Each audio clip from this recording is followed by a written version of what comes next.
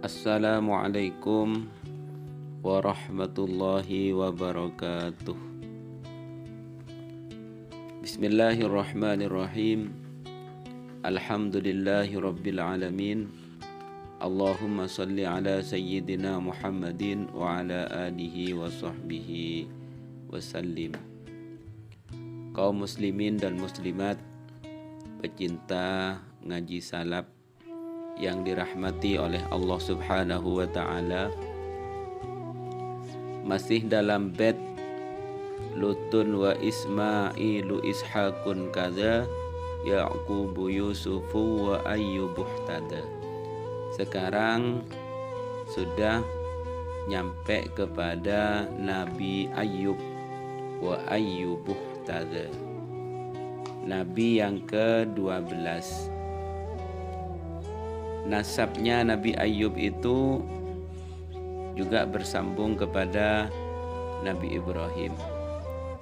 Jadi Nabi Ayyub putranya Mosi, Mosi putranya Rozah, Rozah putranya Al-Is, Al-Is putranya Nabi Ishaq, Nabi Ishaq putranya Nabi Ibrahim, terus ke atas sampai Nabi Adam. Allah Subhanahu wa Ta'ala berfirman di dalam surat An-Nisa ayat 163, Inna auhayna ilaikah, sesungguhnya kami mewahyukan kepadamu Muhammad, kama auhayna ila Nuhin, sebagaimana kami telah mewahyukan kepada Nuh, wan nabiyyina min ba'dih, dan nabi-nabi setelahnya, maksudnya setelahnya Nabi Nuh. Wa auhayna, dan kami telah mewahyukan pula ila Ibrahim, kepada Nabi Ibrahim, wa Ismailah, Nabi Ismail, wa Ishaqo, Nabi Ishaq, wa Yaqub, Nabi Yaqub, wal asbati, dan anak cucunya, wa Isa, dan Nabi Isa, wa Ayyub, Nabi Ayyub, wa Yunusah, Nabi Yunus, wa Harun, Nabi Harun, wa Sulaiman, dan Nabi Sulaiman.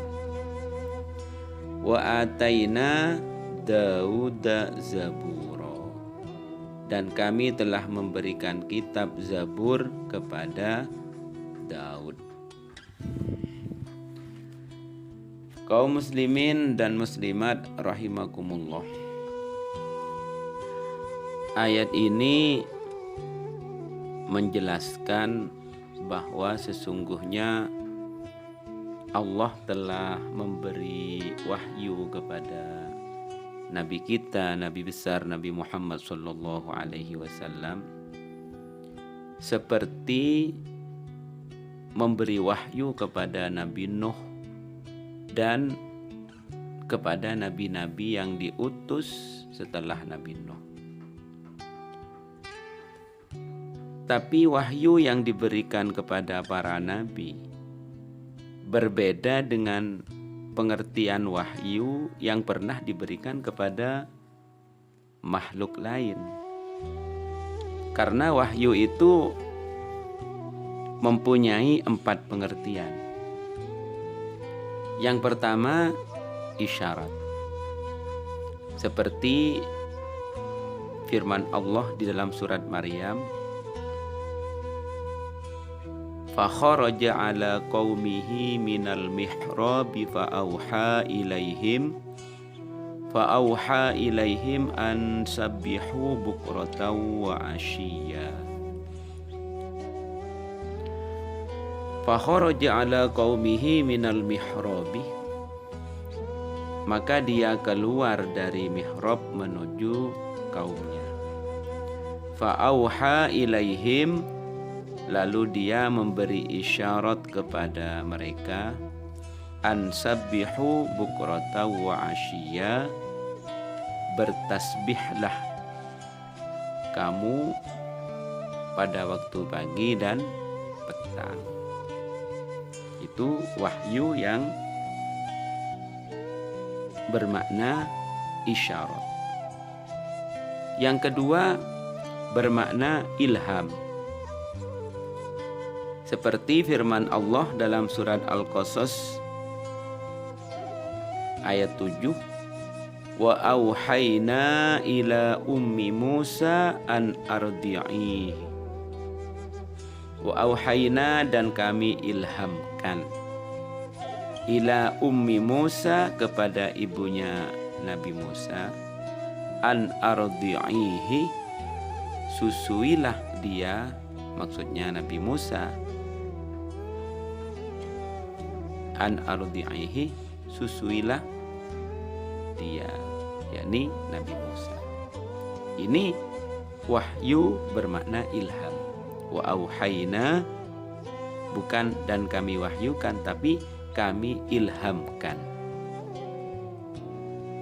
Kemudian yang ketiga makna insting atau naluri. Itu pun sesuai dengan firman Allah surat An-Nahl ayat 68. Wa auha rabbuka ilan nahli anittakhidhi minal jibali buyutaw wa minasyajari wa mimma ya'risun.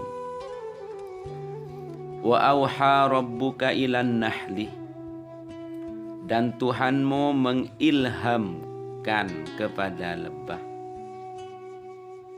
anittakhidhi minal jibali buyutan, buatlah sarang di gunung-gunung, wa minasyajari, di pohon-pohon kayu maksudnya, wa mimma ya'rusun, dan di tempat-tempat yang dibikin manusia. Insting. Yang keempat bermakna bisikan halus. Seperti yang difirmankan Allah dalam surat Al-An'am ayat 112. Wa kadzalika ja'alna likulli nabiyyin aduwan syayatinal insi wal jinni yuhi ba'duhum ila ba'din zukhrufal qawli ghurura.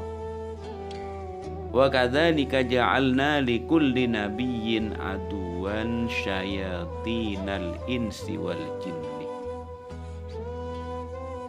Dan demikian untuk setiap nabi kami menjadikan musuh yang terdiri dari setan-setan, yang terdiri dari manusia, yang terdiri dari jin, yuhi ba'duhum ila ba'din, sebagian mereka membisikkan kepada sebagian yang lain, zuhrufal qawli ghurura, perkataan yang indah sebagai tipuan. Jadi wahyu yang dimaksud dalam ayat ini ialah wahyu dalam pengertian yang dikenal dalam istilah agama. Apa wahyu yang dikenal dengan istilah agama? Dalam istilah agama, yaitu bisikan halus. Jadi pengertian makrifat yang didapati oleh seorang nabi di dalam hatinya, dengan penuh keyakinan bahwa pengertian itu datangnya dari Allah Subhanahu wa ta'ala, baik secara langsung maupun memakai perantaraan.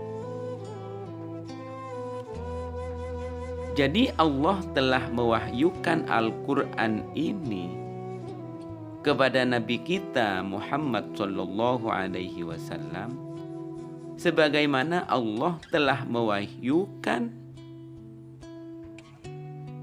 kepada Nabi Nuh dan kepada nabi-nabi yang datang setelah Nabi Nuh.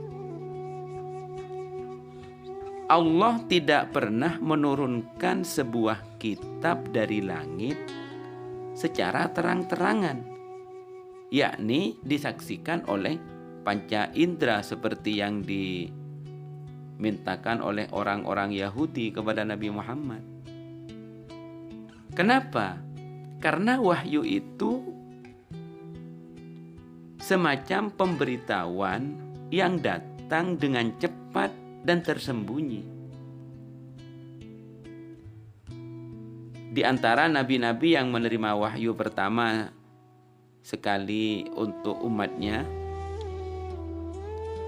yaitu Nabi Nuh, karena beliau termasuk nabi yang tertua setelah Nabi Adam. Dan karena beliau dipandang sebagai Adam kedua, karena yang menurunkan umat manusia setelah terjadinya banjir besar, makhluk semua mati, tenggelam karena banjir bandang, baru setelah yang selamat orang yang bersama Nabi Nuh. Makanya Nabi Nuh itu disebut dengan Adam kedua. Jadi Allah telah mewahyukan pula kepada Ibrahim yang diberi julukan Abul Anbiya, bapak para nabi dari sisi tauhid. Dan juga kepada Nabi Ismail sebagai nenek moyangnya orang Arab, dan Ishak dan Yakub sebagai nenek moyangnya Bani Israel.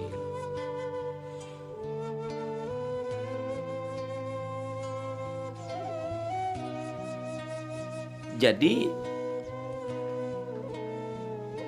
yang disebut dengan asbat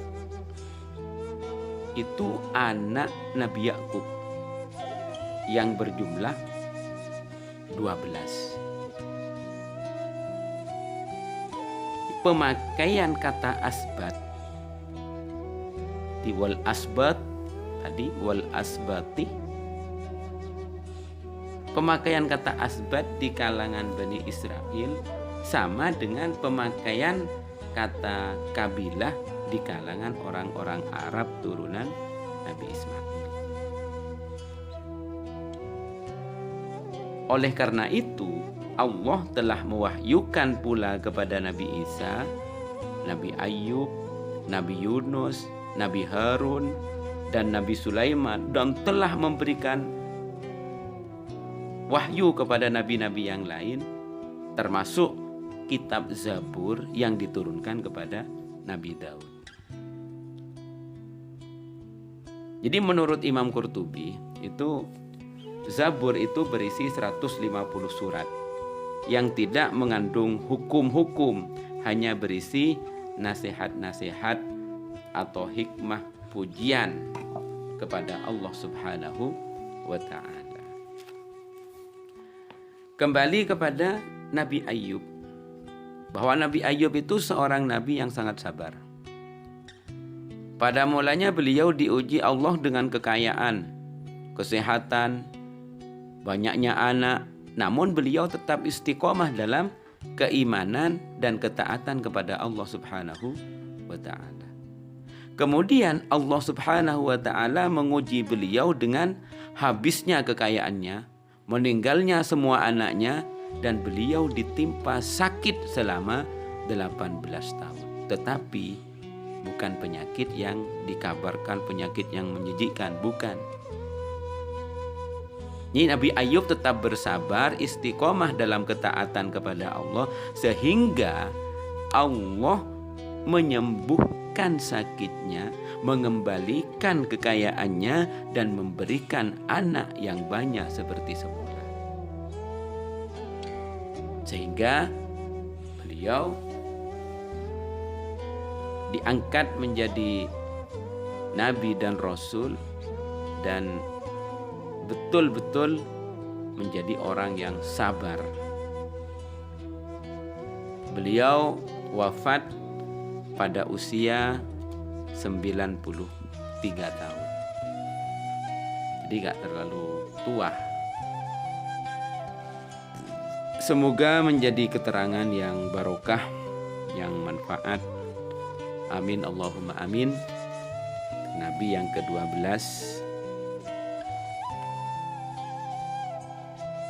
yang ke-13 insya Allah di kesempatan berikutnya di bed yang ke-18. Semoga dipanjangkan umur kita, amin Allahumma amin. Assalamualaikum warahmatullahi wabarakatuh.